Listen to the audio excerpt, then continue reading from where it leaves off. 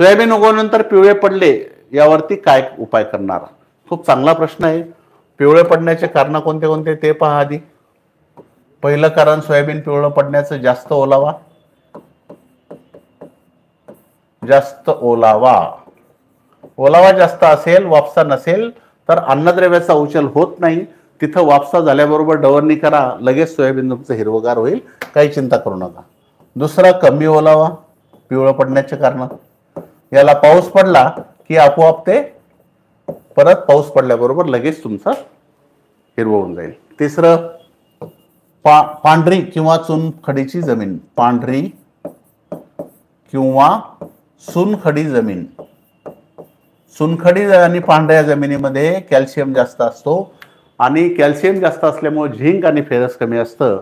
त्यामुळं या चुनखडी आणि पांढऱ्या जमिनीत सोयाबीन पेरल्यानंतर 20-25 दिवसानं पिवळं पडतं.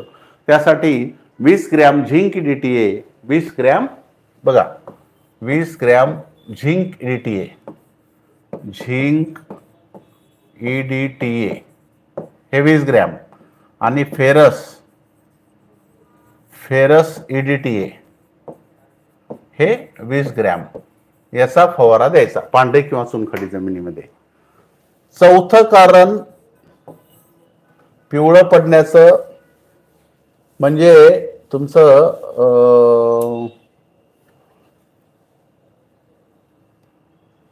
जास्त ओलावा झाला, कमी ओलावा झाला, पांढरी आणि चुनखडी जमीन झाली. पिवळं पडण्याचं कारण सततचा पाऊस.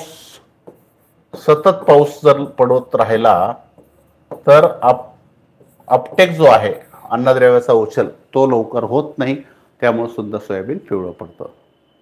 त्यामुळं इतर कारणासाठी फार चिंता करायची नाही, आपोआप होऊन जाईल.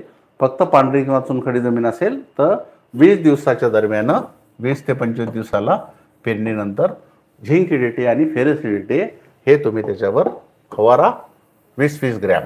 या पद्धतीनं सोयाबीन पिवळं पडलं तर आपण त्याच्यावर उपाय करू शकतो.